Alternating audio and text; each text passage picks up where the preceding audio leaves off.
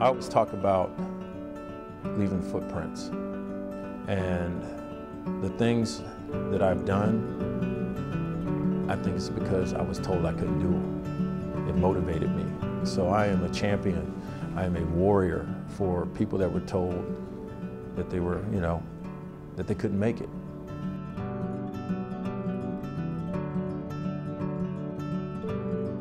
The first step in building a legacy starts with a name.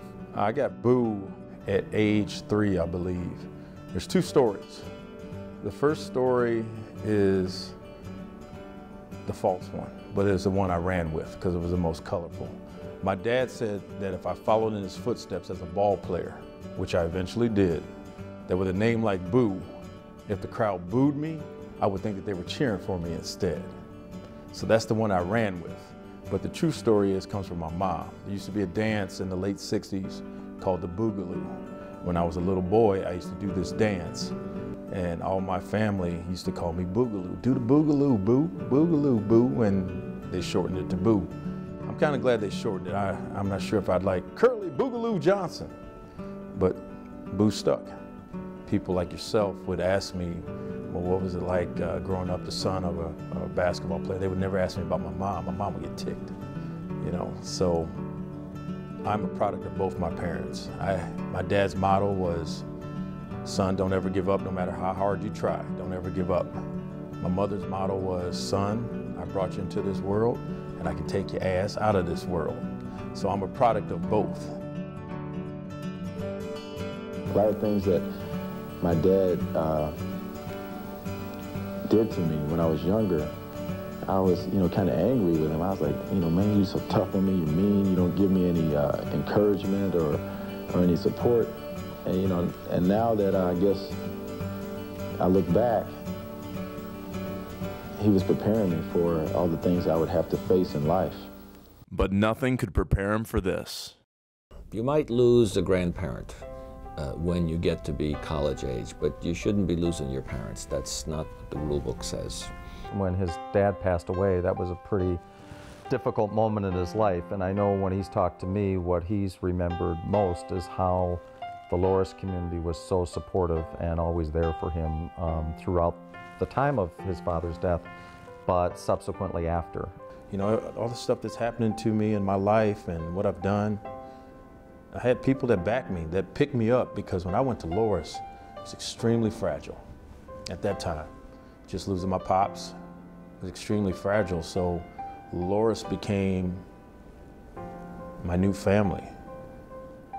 That was the toughest thing to deal with, was his death. His death almost destroyed me. Almost destroyed me.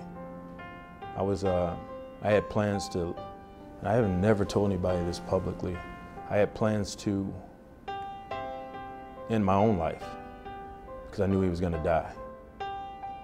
When he was going to go, I was going to go too. So, man, I ain't never told nobody that before. If I did, I forgot about it. A student coming to a strange place, new school, doesn't know anybody. Basketball helped a lot. But my dad's influence as far as the game of basketball was, I owe him so much, and I wish he could have been able to see the ride that I had.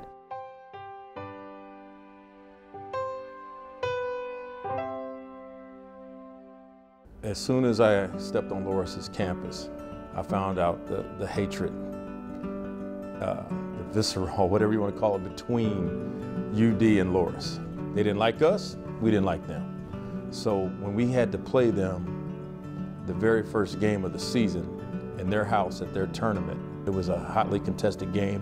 I was nervous the entire game because this was the first game that I was going to play, organized game, without my father. I was still going through a lot of emotional things and was very fragile, had a short fuse. So playing this game, I was so wound up that I couldn't make a shot. And I got fouled with 3 seconds left. So coach calls timeout again. We got 3 seconds and we got the ball at the hash. And he says, Boo, this is what I want you to do. I want you to get the ball and I want you to race up the court and try to dribble down the lane and force people on you, either pass to your right or pass to your left. I'm like, okay, coach. But then I started to think about it. I don't have time to do that in 3 seconds. But I didn't say that. Got the inbounds. I raced up the court really fast. 3 seconds, 2 seconds. I shot it, and I fell back and went nothing but net. Everybody's jumping on top of me and go to overtime, and we beat them in overtime. We get downstairs. I went into the bathroom stall, and I immediately started crying. I could smell my father. And then I thought about it. I was like, wow, I didn't even see the basket. I didn't see the hoop. The guy was draped all over me when I threw it. So I kind of figured that my dad shot that one for me. That was my debut game for Loras. And after that, I was kind of big man on campus. Certainly on the basketball court, he was always very confident. If you didn't know him and you just watched his play, you'd say, okay, that's a person who's got some confidence. It's not prescribed. It's just something that's in my DNA, that if you try to take the ball from me, I'm gonna make you look real bad doing it. And that translated to the way I played at Loras.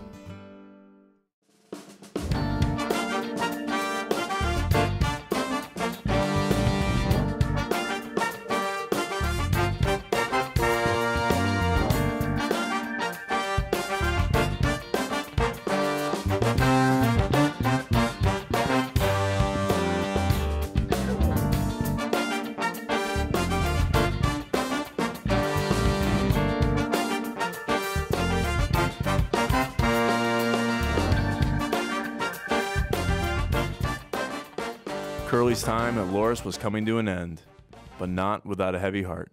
On senior night, I'll never forget, and looking over and seeing mom and dad, Keith Simberg, mom and dad of Scott Eisenbarth, mom and dad of Dick Breitbach, and then there's mom of Curley Boo. And I just kept looking over there. It made me appreciate my mom more. I just felt deprived. I felt cheated that my dad couldn't have been there. I was more hateful of cancer. That's what took him away. And then whenever I'm honored, I get this feeling of, man, this is just not for me, it's for him too. His college career was over, but the ball wasn't done bouncing for Curley. I was offered a tryout with the Trotters.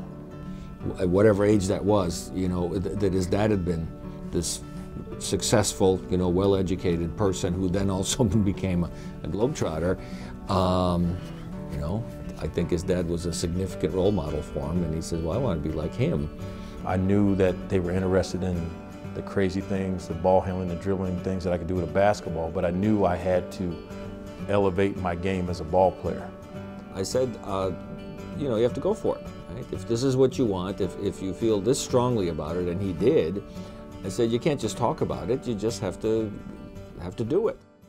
When I went out to training camp, went up for a rebound, and I came down on somebody's foot and rolled my ankle really bad to the point where it swelled up, and one of the coaches came over and said, oh, you can't play, I gotta cut your ass. I was like, oh, damn. I worked so hard to get here. All of a sudden, that one coach that wanted to cut me, his name was Russell Ellington. He says, I want to see all you potential guards. I want to see you put on them knee pads. I want to see you do a dribbling routine. Slide on the floor, and I want to see you pat that thing. Pat that thing means dribble that ball. Not dribble like this, but dribble low, fingertips. She taped it up as best she could, high tape job, and I dribbled to the top of the key, and I rolled over on my back, and I said, did a speed dribble behind my head that I invented in my dorm room in Kane Hall. And then when I went to go sit down next to the trainer, she said, you just made the team. I said, you think so? From Chicago, Illinois, please welcome number 17, Curley Boo Jackson!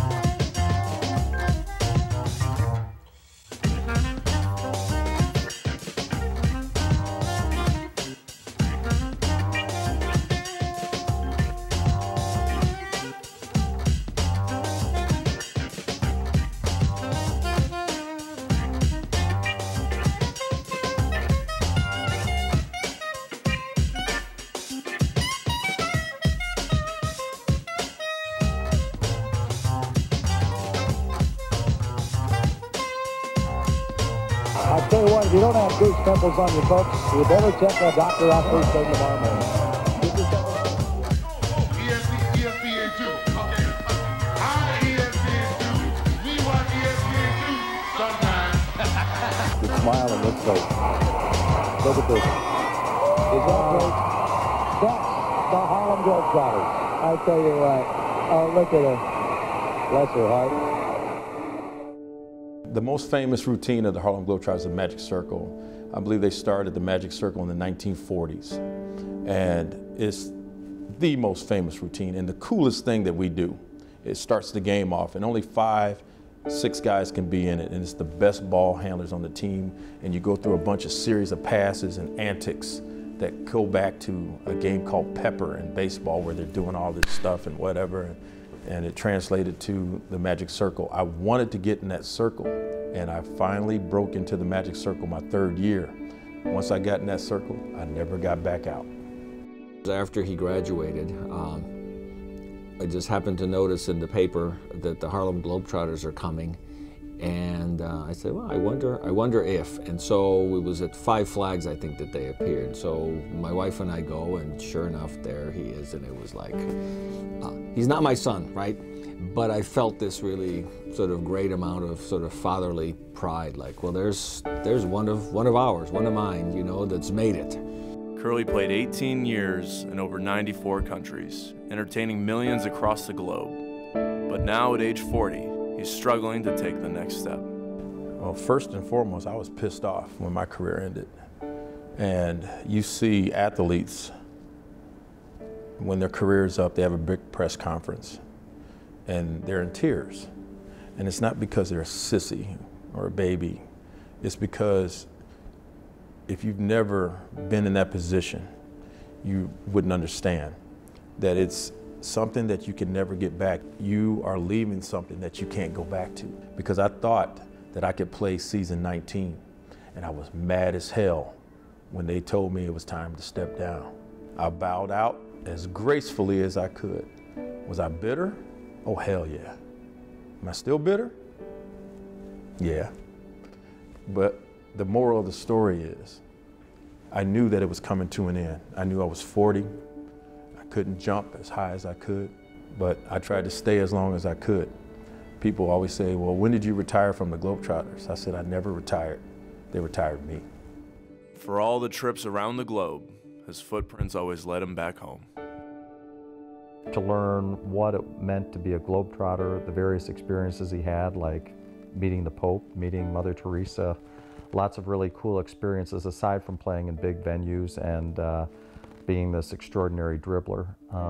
All of that was great, but it was kind of fun to know how much he appreciated Loris and had never forgotten Loris, and how much he always defined Loris meant to him. Yeah, thanks for taking time. Very proud of my college. And my college was mentioned in 94 countries. Everywhere I went, they'd say, Curley Boo Johnson from Loris College. So I was very proud of it, and I took it with me. And the 2 years I spent there, I had a blast. I made some everlasting friendships. I had great teammates, awesome teammates. I had a great coach. There was people in the administration, a teacher named Roman Chapolo who had the most influence on me as a teacher. I always talk about leaving footprints, and the things that I've done, I think it's because I was told I couldn't do them. It motivated me. So I am a champion. I am a warrior for people that were told that they were, that they couldn't make it. So I am the epitome of never giving up. And I think that's my legacy, and that's what I teach at my basketball camp, that you can do anything in this world if given the chance. And if you work hard, you give 100%, you work hard, and you believe in yourself. Because if you don't believe in yourself, nobody else will. If you think you can, you just might. If you don't think you can, you probably won't. So that's my legacy. And I got a museum exhibit on my raggedy ass. Can you believe that?